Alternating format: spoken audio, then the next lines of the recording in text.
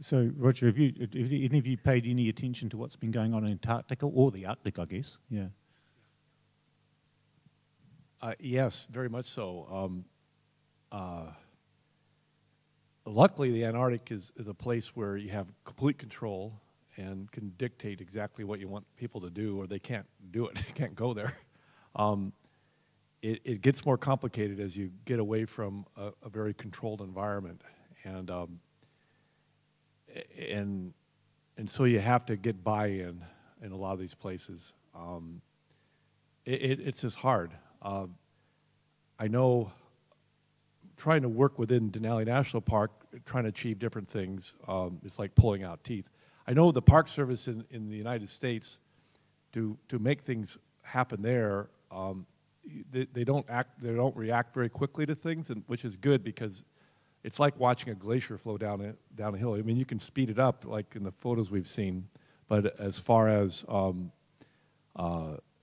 old ideas, it takes a long time to change things, and the change is coming. But as far as I think it's the change that we need to see is going to come from the youth, and that's what I've seen with my work is the young climbers in the Alaska Range today and on Denali. They have never climbed without removing their waste, and they come and they don't even know what it's like to not have a clean mountain can, so that's the future. I think is you got to start somewhere, and whether it's using the simple one-day bags, having those available through the United States, there's this talk can go on and on because about the waste stuff, but we have a lot of climbing areas now where it's required that you have a waste bag and you go in for these climbing areas. You're just climbing for day climbing, but everybody's got a bag with them in their packs. If they got to take a dump, then they go in the bag and they take it back out. And they have receptacles at the trailheads where they put the bag. It's no different than most of us live in cities where we have dogs, and we walk our dog, and most of those places require you to pack the dog poo out. And if you don't, everybody's mad at you. And it's the same now in a lot of the free climbing areas around the States, where the climbers get pissed if you're not packing your waste back out. So, but it has to start somewhere, and I know Antarctic's been doing it for quite a long time. They didn't always do it, though. I was talking to Drew Brown. We stayed with Andy and Sally here just before this, and he talked about a time in the Antarctic when it was not very nice there, too. Pascal, is that sort of in Europe, are you seeing a culture of carrying waste out from day climbs, short climbs? Yes, for me, when we climb 25 years ago in Spanish, Italy, Dolomite, France, is very, very, very dirty. You arrive at the belay, there is paper in the crack. It's very dirty. In this time, the solution is education. And actually, when the young people at school have information about recycling, clean wheel, the same to leave no trace in the USA, and actually it's very clean, very, very clean. Not everywhere, but in the climbing site is best that in the time.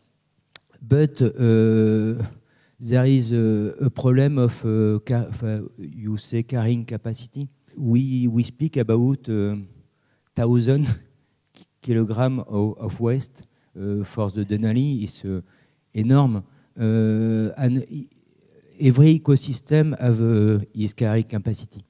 And I have an experience in Patagonia. We go near the Saint Valentin in the fjord, and there is an expedition 5 years before, and we stay party of the trail in the same way.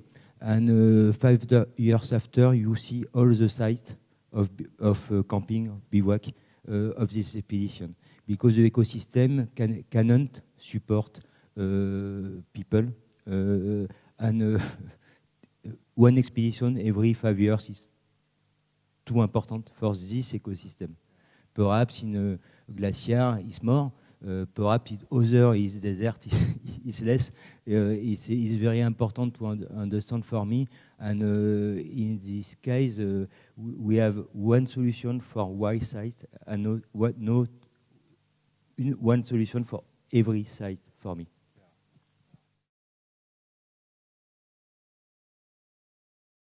Well, obviously, my experience is from Nepal, and it's not so much organizational because that involves higher powers than just myself. And like I said before, it's a little bit difficult in Nepal to push through all of this. So it was a personal initiative, and it was completely voluntary, at least in the beginning. And it was actually, like I said before, it was actually trying to get buy-in from my Sherpas, not my clients, but from my Sherpas. And once they were on board, I mean, the rest was easy. So first of all, it was convincing them that this is the right thing to do. And for us, also because Everest is a holy mountain, we actually do prayers before we go on the mountain. So actually not leaving your shit behind on the mountain is actually an act of devotion, you could even call it. So it is a personal thing, but what we are also seeing is that the type of clients that I get in my company now, they're quite conscious of what we are doing on the expedition. And I've also noticed that other teams are following this, and I think this is more of an economic thing now. What I mean by that is when clients, and this is in a purely expedition setting, I don't know how it works here with Araki, but everybody goes with a guiding company in Nepal. So when one guiding company does not provide the same services as the other, and in this case we're talking about, say, toilet bags or the ability to bring down the waste, then the clients start complaining to that company. It's the same as oxygen masks. In the past, everybody used these Russian oxygen masks, and they were good. They worked, but they're from the 1960s, from MiG fighters, and very little changed. But now, in the last decade or so, new masks have come on the market, silicon, fantastic delivery system and all of that. And now, if you were to give a client an old mask, it works, but nobody wants that anymore. People want the latest thing. People want to be with a company that's doing the right thing, that's doing, going in the right direction.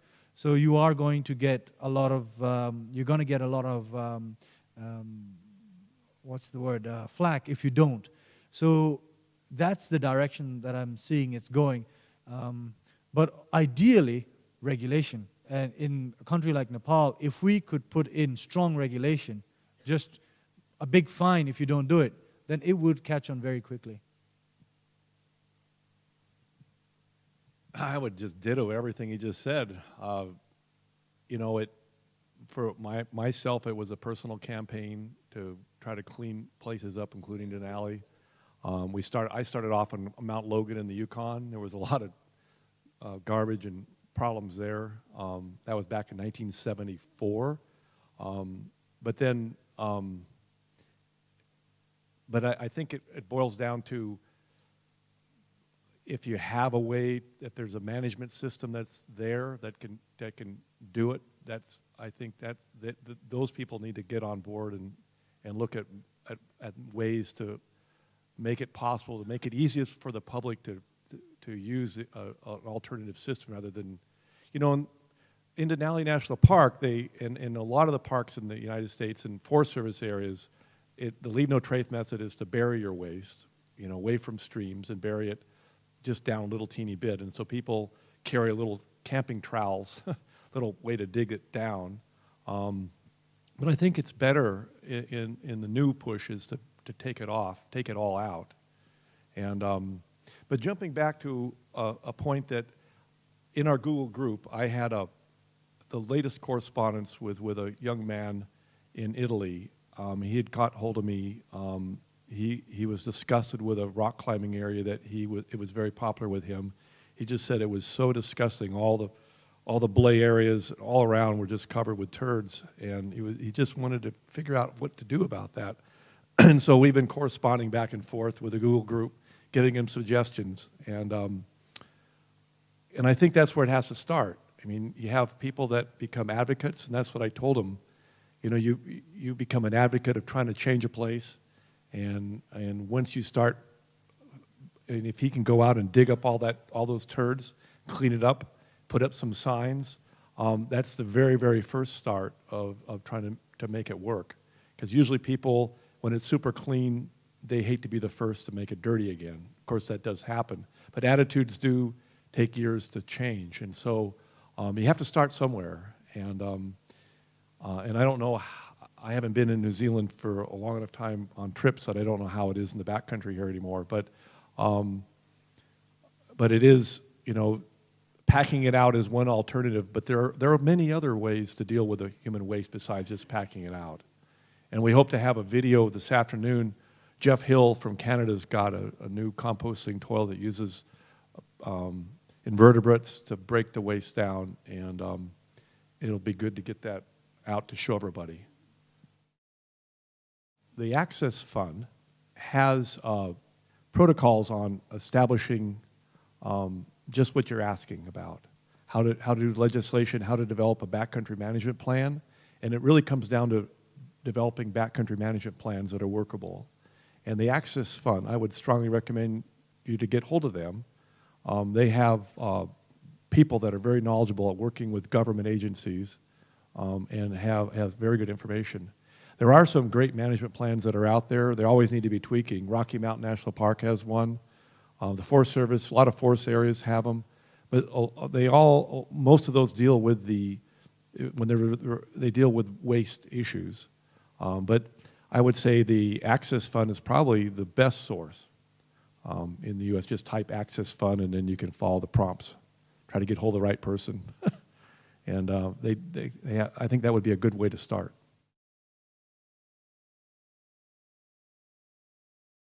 Those are very good questions, because a lot of people just seem to think that if you take it off the mountain, it disappears. First of all, where does funding come from? Most of it is funded by myself. We collect money from our clients, and that money is also used for the cleaning. In the beginning, I used the funds from the bakery, which I ran for about 3 years. But then it was just too much for me to handle an expedition and a bakery, so now I just handle the expedition. How does the garbage, and I'd also like to talk about how does the human waste get treated after it's brought off the mountain. The garbage, in the past, we would actually sort it out and then pack it out. Whatever was burnable or biodegradable, we would give it to the SPCC, the Sagarmatha Pollution Control Committee, which is based in Namche Bazaar, which is a village down valley, where they have ways of getting rid of it, mainly an incinerator. And then anything that had, say, historical value, at least to me, or anything that looked important, I'd keep it aside for my own little collection. Anything that is not biodegradable or burnable, we bring down to Kathmandu, fly it down to Kathmandu, and then it's handed over to the Metropolitan City office, which is what is done with the other garbage as well. Now, I also have to make a clear distinction between the type of garbage, because the type of garbage that we normally collect is old garbage. New garbage we find very little of. The garbage that we collect is mainly from at least a decade ago. We find a lot of old stuff, and that's because back then there wasn't a system of fining people or a garbage deposit. Nowadays there's a garbage deposit of $4,000 that every team has to leave behind, and if they are found to not have brought their garbage down, then that money is not given back. It's not a perfect system. I do believe there are better systems, but nevertheless it is an incentive for people to bring their garbage down. So that's new garbage, and that's why the mountains getting cleaner, not dirtier. Now, with regard to human waste, again, we bring it down to base camp, and already at base camp, there's a system where the SPCC collects our waste from base camp in blue barrels. We all shit in a blue barrel at base camp. It's about 50, 60 liters, depending on how big, how big your barrel is. And then that is then carried out by staff of porters of the SPCC, which is taken to a pit, which is off the glacier. Previously, it was in a village called Gorakshep. Now it's moved further down towards Lobuche. Again, it's not a perfect system, but at least it's off the glacier. It's away from any water sources or water supply systems. And so at the moment, that's the best we've got. If there were better ways of managing it, it would be great, but at the moment, it's not. And I think it's more of a question of resources, of what we can do up there. So that's what we're doing currently with the trash and the human waste. It's a deal that it happens everywhere on roads. I mean, I look at we have a little overlook that as you drive into Talkeetna, you have a great view of the Alaska Range and the rivers and everything else, and off to there's no outhouse or toilet facility there, and off down in the bushes are just toilet paper everywhere. You know, and here we have this campaign at our office down the hill a little ways, but then you go down our street near our house in Talkeetna, there's a cul-de-sac there that people camp and leave everything. It's absolutely disgusting. So the campaign of dealing with your waste is huge. I've tried to focus just on remote areas. You know, all I can say is if there are privies around that are kind of clean, the kind that are that people pump out on a regular basis. You know, just driving here the other day, there was only one toilet. Where the church is. There was just one toilet for that whole visitor complex, one stall for one, and there was a line of guys. I had to go into the bushes later on. I mean, it was crazy. You know, that's where it all comes down to. You got to have facilities, or people are just going to have to go somewhere.